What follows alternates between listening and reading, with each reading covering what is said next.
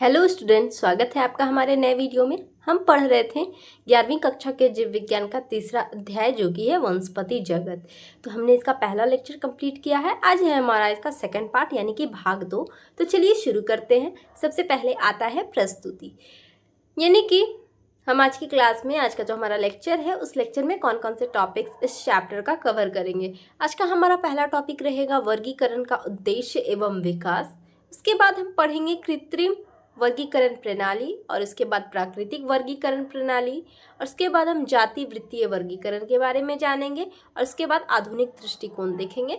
यानी कि बेसिकली आज का हमारा जो ये लेक्चर है वो वर्गीकरण प्रणाली के बारे में है। ओके, चलिए शुरू करते हैं। सबसे पहले आता है वर्गीकरण का उद्देश्य एवं विकास। वर्गीकरण का उद्देश्य आखिर क्या है, यानी कि पर्पस क्या है? सजीवों को एक व्यवस्थित रूप में समझने और अध्ययन के लिए, समान गुणों वाले पौधे को समूहों में बांटना, विविधता को व्यवस्थित करना ताकि पहचान और तुलना आसान हो, अनुसंधान, नामकरण और वर्गीकी में स्पष्टता लाना। फिर आता है प्राकृतिक संबंधों एवं विकासीय इतिहास को समझना। ठीक है, तो यहाँ पर आप समझिए ये जो हम पर्पस के बारे में जान रहे हैं कि वो पर्पस है क्या। तो जब हम पौधों की दुनिया को देखते हैं तो ऐसा लगता है जैसे कि हर जगह कुछ नया और अलग है कि नहीं? कोई पौधा बड़ा है तो कोई छोटा है, कोई जल में रहता है तो कोई मरुस्थल में, ठीक है, रेगिस्तान जिसे बोलते हैं। अब जैसे इतने विविध पौधों को यदि हम बिना किसी क्रम के याद करने लगे तो सोचिए कितना कठिन हो जाएगा। तो इसी कठिनाई को दूर करने के लिए वर्गीकरण की आवश्यकता पड़ी। वर्गीकरण का अर्थ सिंपल है, समान गुणों वाले पौधों को एक साथ रखना और असमान को अलग करना। जैसे कि हम अपने घर में चीज़ों को व्यवस्थित करके रखते हैं, कपड़े अलमारी में रखते हैं, किताब को रैक पर रखते हैं, बर्तन को रसोई में रखते हैं, ठीक है, ताकि क्या हो, ज़रूरत पड़ने पर वो तुरंत मिल जाए। देखिए, बिल्कुल वैसे ही वर्गीकरण वैज्ञानिकों को पौधों को पहचानने, उनका अध्ययन करने और उनके बीच संबंध समझने में मदद करता है। इसके माध्यम से हम यह जान पाते हैं कि कौन से पौधे एक दूसरे से अधिक निकट हैं, यानी कौन बहुत ज़्यादा सिमिलर है और कौन से बिल्कुल अलग है। यही नहीं, वर्गीकरण जो होता है उससे विकासीय इतिहास यानी इवोल्यूशनरी हिस्ट्री का भी पता चलता है, यानी कि किसी पौधे के पूर्वज कौन थे और वह समय के साथ कैसे विकसित हुआ। तो ये सारे यहाँ पर दिया गया है। अब आगे बढ़ते हैं। आता है वर्गीकरण का विकास, यानी कि हिस्टोरिकल इवोल्यूशन। प्रारंभिक वर्गीकरण केवल कुछ बाह्य लक्षणों पर आधारित था। समय के साथ वैज्ञानिक अध्ययन, आंतरिक लक्षण, भ्रूण विज्ञान आदि ये सभी जुड़ते गए। लिनियस आए, फिर बेंथामेन हुकर, उसके बाद आधुनिक जैविक वर्गीकी तक विकास हुआ। तकनीकी प्रकृति में आता है सूक्ष्मदर्शी आणविक जीव विज्ञान, ठीक है, मॉलिक्यूलर बायोलॉजी से बोलते हैं, उसने गहराई दी। फिर आज वर्गीकरण में बहुविषयक जानकारी का समावेश होता है। तो यहाँ पे आप समझ सकते हैं ये जो वर्गीकरण का विकास हुआ। जैसे पहले पहले क्या होता था, वर्गीकरण बहुत ही सामान्य था। वैज्ञानिक केवल बाहरी रूप देखकर पौधों को समूहों में बांट देते थे, जैसे कि पत्तियों के आकार या फूलों के रंग के आधार पर। लेकिन क्या हुआ, धीरे धीरे जब सूक्ष्मदर्शी यानी माइक्रोस्कोप और आणविक तकनीकें विकसित हुई तब वैज्ञानिकों ने कोशिकाओं, ऊतकों और भ्रूणों तक का अध्ययन शुरू किया। फिर उदाहरण के लिए आप ले सकते हैं जैसे कि लिनियस ने 18वीं सदी में जो वर्गीकरण दिया वह मुख्यतः क्या था, कृत्रिम था, केवल कुछ लक्षणों पर आधारित था। बाद में क्या हुए, बेंथम एंड हुकर आए। तो बेंथम और हुकर ने क्या किया, अधिक प्राकृतिक प्रणाली दी। और आज हम आधुनिक वर्गीकरण की बात करते हैं जहाँ क्या होता है, अनुवांशिक यानी जेनेटिक, आणविक, मॉलिक्यूलर और रासायनिक यानी केमिकल, इन सभी सूचनाओं का प्रयोग होता है। अब यह ऐसे ही है जैसे पहले हम लोगों को केवल चेहरे से पहचानते थे, अब हम उनकी आवाज़, स्वभाव और डीएनए तक भी जानते हैं, यानी पहचान अब गहराई तक पहुंच गई है। तो यही सब यहाँ पर लिखा हुआ है, आप यहाँ पर देख सकते हैं। आगे बढ़ते हैं। अब आता है कृत्रिम वर्गीकरण प्रणाली, यानी कि आर्टिफिशियल क्लासिफिकेशन सिस्टम।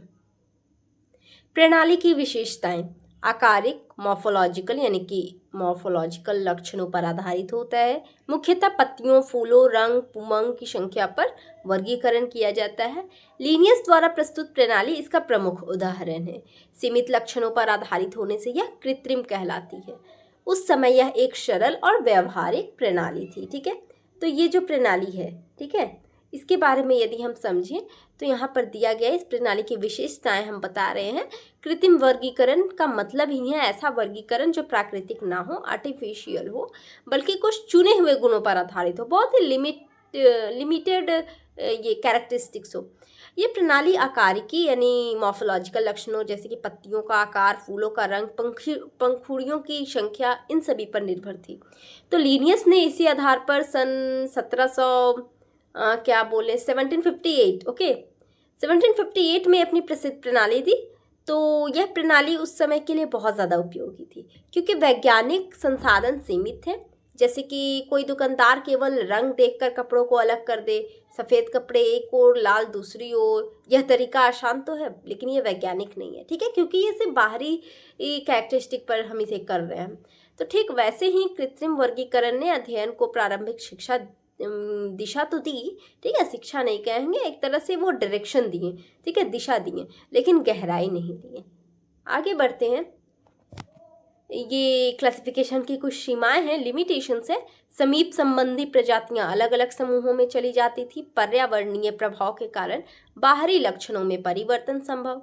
विकासीय संबंधों का कोई विचार नहीं, केवल कुछ लक्षणों को महत्व, बाकी की अनदेखी। अब इसे केवल ऐतिहासिक महत्व के रूप में पढ़ा जाता है, ठीक है। अब देखिए ये जो है इसकी लिमिटेशंस की हम बात करें तो ये लिमिटेशंस में यहाँ पर दिया हुआ है कि इस प्रणाली की सबसे बड़ी कमी यही थी कि करीबी संबंध वाले पौधे जो थे वो अलग समूहों में चले जाते थे और जो दूर दूर के थे वे कभी कभी साथ रख दिए जाते थे। वो भी इसलिए क्योंकि वो बाह्य तरीके से वो सिमिलर लग रहे थे। तो क्योंकि यह प्रणाली केवल बाहरी रूप पर आधारित थी और बाहरी रूप तो पर्यावरण के अनुसार बदल भी सकता है। तो उदाहरण के लिए जैसे कि एक ही प्रजाति के पौधे धूप में गहरे हरी और छाया में हल्के दिख सकते हैं, ठीक है, हल्के हरे दिख सकते हैं। तो क्या हम उन्हें अलग मान लेंगे? तो नहीं मानेंगे अलग, क्योंकि वो है तो एक ही, लेकिन उनका जो वातावरण है वो अलग है, उसके कारण वो अलग दिख रहे हैं, लेकिन वो सेम है। तो यही गलती इस प्रणाली में होती थी। इसमें क्या होता था कि विकासीय संबंधों का भी कोई विचार नहीं था, इसलिए आज हम इसे क्या करते हैं, केवल इतिहास के रूप में इसे पढ़ा जाता है। जैसे कि हम पुराने नक्शे को देखते हैं समझने के लिए कि हमने अब तक कितनी प्रगति की है, इसीलिए हम इसे पढ़ते हैं। चलिए आगे बढ़ते हैं। क्या है प्राकृतिक वर्गीकरण प्रणाली, यानी कि नेचुरल क्लासिफिकेशन सिस्टम। प्रणाली की विशेषताएं हैं बाह्य और आंतरिक गुणों दोनों पर आधारित है। परारचना, शरीर, भ्रूण विज्ञान, पादप रसायन को शामिल करता है। बेंथम और हुकर ने पुष्पी पौधों के लिए विकसित किया। पौधों के प्राकृतिक संबंधों को दर्शाता है, कृत्रिम प्रणाली से अधिक वैज्ञानिक एवं तार्किक है। यहाँ पर समझिए ये जो भी है, यहाँ पर हम प्राकृतिक नेचुरल क्लासिफिकेशन सिस्टम की बात कर रहे हैं। तो यह वास्तव में वह मोड़ था जहाँ वनस्पति विज्ञान अधिक वैज्ञानिक बना। इस प्रणाली में केवल बाहरी नहीं बल्कि आंतरिक गुणों को भी शामिल किया गया, जैसे कि बीज की रचना, भ्रूण का विकास, परागकण की संरचना और यहाँ तक कि पौधे में पाए जाने वाले रासायनिक यौगिक भी। अब देखिए बेंथम और हुकर जो थे वो इस प्रणाली को विकसित किए और इसका प्रयोग विशेष रूप से पुष्पी पौधों के लिए किया। तो यह प्रणाली पौधों के प्राकृतिक संबंध को दर्शाती है, यानी कि कौन से पौधे एक दूसरे से वास्तव में संबंधित है। यह वैसा ही है जैसे कि परिवार में रिश्ते केवल चेहरा देखकर नहीं बल्कि रक्त संबंधों से तय होते हैं, ठीक है। जो भी परिवार में लोग होते हैं सभी का चेहरा सेम नहीं होता है, ठीक है, वो चेहरा सेम नहीं होता है, लेकिन वो परिवार के सदस्य होते हैं। तो ये बिल्कुल उसी तरह के था। आगे बढ़ते हैं। इसका महत्व क्या है? विकासीय समानताओं को उजागर करता है, संबंधीय प्रजातियों को साथ रखने में सक्षम, वैज्ञानिक पहचान, अनुसंधान और वर्गीकी में सुविधा, पौधों के अध्ययन को गहराई प्रदान करता है। आज भी कई स्तरों पर इसका उपयोग होता है। तो देखिए हम यदि नेचुरल क्लासिफिकेशन सिस्टम की ये एक तरह से इम्पोर्टेंस की बात करें तो प्राकृतिक प्रणाली से हम पौधों की वास्तविक विकासीय समानताएं समझ पाते हैं, जैसे कि यह वर्गीकरण वैज्ञानिक पहचान और अनुसंधान के लिए अत्यंत उपयोगी साबित होता है। फिर आज भी हम कई आधुनिक वर्गीकरण प्रणालियाँ इसकी नींव पर ही खड़ी है। उदाहरण के लिए आप ले सकते हैं कि अगर दो पौधों के फूलों की संरचना और बीज का निर्माण समान है तो संभवतः वो एक ही पूर्वज से विकसित हुए होंगे, ये इससे समझा जा सकता है। जैसे कि इस तरह यह प्रणाली हमें क्या करता है, वंशपति परिवारों की वास्तविक तस्वीर दिखाती है, ठीक है। चलिए आगे आते हैं। जाति वृत्तीय वर्गीकरण यानी कि फाइलोजेनेटिक क्लासिफिकेशन। अवधारणा इसकी क्या है? पौधों का वर्गीकरण विकासीय संबंधों पर आधारित यानी इवोल्यूशनरी रिलेशनशिप्स पर आधारित है।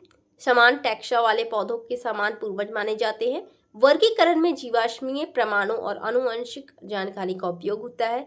प्रजातियों के वंश वृक्ष यानी इवोल्यूशनरी ट्री का निर्माण होता है। ये सबसे अधिक वैज्ञानिक दृष्टिकोण माना जाता है। यहाँ पर आप समझ सकते हैं, जैसे फाइलोजेनेटिक क्लासिफिकेशन की हम अवधारणा की बात करते हैं तो देखिए ये सबसे गहराई वाली प्रणाली है, ठीक है, जाति वृत्तीय वर्गीकरण, जिसे हम विकासीय वर्गीकरण भी कहते हैं। ये प्रणाली जो है वो इस विचार पर आधारित है कि हर पौधा अपने पूर्वजों से विकसित हुआ है।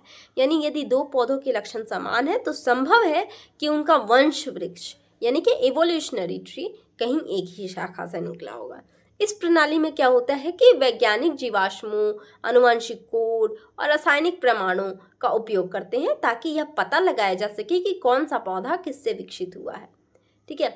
अब जैसे आप देख सकते हैं, जैसे परिवार का वंश वृक्ष बनाते हैं जिसमें दादा परदादा से लेकर नई पीढ़ी तक सभी के नाम होते हैं, तो ठीक वैसे ही पौधों का भी एक वंश वृक्ष तैयार किया जाता है। ओके, तो ये बिल्कुल उसी प्रकार से है। आगे बढ़ते हैं। कठिनाइयाँ। कई पौधों के लिए पर्याप्त जीवाश्म प्रमाण उपलब्ध नहीं है। प्राचीन समूहों के पूर्वजों की पहचान कठिन है। आणविक साक्ष्यों की आवश्यकता होती है। बहुत अधिक जानकारी और विश्लेषण की मांग इसमें होती है। फिर भी आधुनिक वर्गीकरण की आधारशिला यही है, फाइलोजेनेटिक क्लासिफिकेशन। यहाँ पर आप समझ सकते हैं जो भी यहाँ कठिनाइयाँ हैं, यानी कि इसमें जो है एक चुनौती यह भी है कि कई पौधों के लिए जीवाश्म प्रमाण अधूरे या अनुपलब्ध होते हैं। कुछ पौधे इतने पुराने हैं कि उनके पूर्वजों की पहचान करना ही मुश्किल होता है। फिर इसके अलावा हम बात करें, आनुवंशिक विश्लेषण बहुत ज़्यादा गहरा होता है और समय साध्य होता है, बहुत समय भी लेता है। फिर भी यह प्रणाली आज के आधुनिक वर्गीकरण जो है हमारा मॉडर्न क्लासिफिकेशन, तो उसका आधार यही माना जाता है, क्योंकि यह केवल दिखावे पर नहीं बल्कि विकासीय स्तर पर आधारित होता है। चलिए आगे आते हैं। आधुनिक दृष्टिकोण यानी मॉडर्न अप्रोचेस क्या क्या है। पहला आता है संख्यात्मक वर्गीकरण यानी न्यूमेरिकल क्लासिफिकेशन। सभी अवलोकनीय गुणों को संख्याओं और कोडों में बदला जाता है। कंप्यूटर की सहायता से सैकड़ों गुणों को एक साथ प्रोसेस, फिर प्रत्येक लक्षण को समान महत्व, सांख्यिकी तकनीकों से पौधा को समूहित करना और अधिक वस्तुनिष्ठ और त्रुटि रहित वर्गीकरण संभव। यहाँ पर समझिए ये जो भी है, जैसे कि समय के साथ विज्ञान ने आंकड़ों की शक्ति को पहचाना और अब वर्गीकरण में कंप्यूटर और गणितीय विधियों का उपयोग होने लगा। हर लक्षण को संख्या या कोड में बदला जाता है, ठीक है। फिर जैसे कि फूलों का आकार हो गया, पत्तियों की बनावट हो गई, बीज की लंबाई हो गई, और फिर सैकड़ों पौधों के डेटा की तुलना की जाती है। ये बिल्कुल वैसा ही है जैसे कि हम किसी मोबाइल ऐप से वस्त्र चुनते हैं, ठीक है। आप लाल, कॉटन, लॉन्ग स्लीव्स, फिल्टर लगाते हैं, ठीक है। जैसे जैसे आप फिल्टर लगाते जाते हैं और ऐप जो होता है वो आपको केवल वही दिखाता है, तो जो कि आपके मानक पर फिट बैठता है, जो भी आपने सिलेक्ट किया है उस पर फिट बैठता है। वैसे ही न्यूमेरिकल क्लासिफिकेशन होता है, पौधों को गुणों के आधार पर वस्तुनिष्ठ यानी ऑब्जेक्टिव रूप से वर्गीकृत करता है। इससे क्या होता है, मानवीय पक्षपात यानी बायस जो होता है वो कम होता है और परिणाम जो होता है वो अधिक सटीक होते हैं। चलिए आगे देखते हैं। कोशिका व रासायनिक वर्गीकरण की बात करें तो साइटोटैक्सोनॉमी और कीमोटैक्सोनॉमी। साइटोटैक्सोनॉमी क्रोमोसोम संख्या, रचना, व्यवहार के आधार पर होता है और कीमोटैक्सोनॉमी पादपों के रासायनिक पदार्थों, एल्केलॉइड्स, पिगमेंट्स पर आधारित होता है। भ्रमित वर्गों को स्पष्ट करने में उपयोगी है। फिर पारंपरिक वर्गीकरण को आणविक आधार प्रदान करता है। फिर आधुनिक अनुसंधान व डीएनए तकनीकों के साथ पूरक होता है, ठीक है। तो यहाँ पर जो भी हम कीमोटैक्सोनॉमी, साइटोटैक्सोनॉमी की बात कर रहे हैं, मतलब क्या हुआ, जैसे जैसे तकनीक उन्नत हुई तो वैज्ञानिकों ने कोशिकाओं और रासायनिक व यौगिकों का अध्ययन शुरू किया। साइटोटैक्सोनॉमी में पौधों में क्रोमोसोम की संख्या, आकार और व्यवहार को देखा जाता है। वहीं कीमोटैक्सोनॉमी में पौधों के भीतर पाए जाने वाले पिगमेंट्स को, जैसे कि पाए जाने वाले रासायनिक पदार्थ हो गए, एल्केलॉइड्स, टैनिन या फिर और भी जो भी पिगमेंट्स होते हैं उनको आधार बनाया जाता है। उदाहरण के लिए आप ले सकते हैं, जैसे कि यदि दो पौधों में समान प्रकार के तेल या सुगंध पाए जाते हैं तो यह माना जा सकता है कि उनका विकास एक ही रासायनिक मार्ग से हुआ है। आज डीएनए सीक्वेंसिंग होता है, मॉलिक्यूलर मार्कर्स हैं, इन जैसी तकनीकों से इसी का ये जो सारी तकनीकें हैं वो इसी का आधुनिक रूप है, जो पौधों की पहचान को जड़ से समझने में मदद करती है। ठीक है, चलिए आगे आता है। हाँ, आगे आता है संक्षेपण, यानी आज की क्लास में हमने क्या क्या पढ़ा। वर्गीकरण का उद्देश्य एवं विकास हमने देखा, फिर हमने कृत्रिम वर्गीकरण प्रणाली देखी, उसके बाद हमने प्राकृतिक वर्गीकरण प्रणाली देखी, और उसके बाद हमने जाति वृत्तीय वर्गीकरण देखा, और फिर आधुनिक दृष्टिकोण यानी मॉडर्न अप्रोचेस देखे। यानी कि कुल मिलाकर इस तरह हमने देखा कि वर्गीकरण का सफर कैसा रहा। ठीक है, यानी कि कृत्रिम प्रणाली की सरल शुरुआत से लेकर प्राकृतिक और फिर जाति वृत्तीय एवं आधुनिक वैज्ञानिक दृष्टिकोण तक।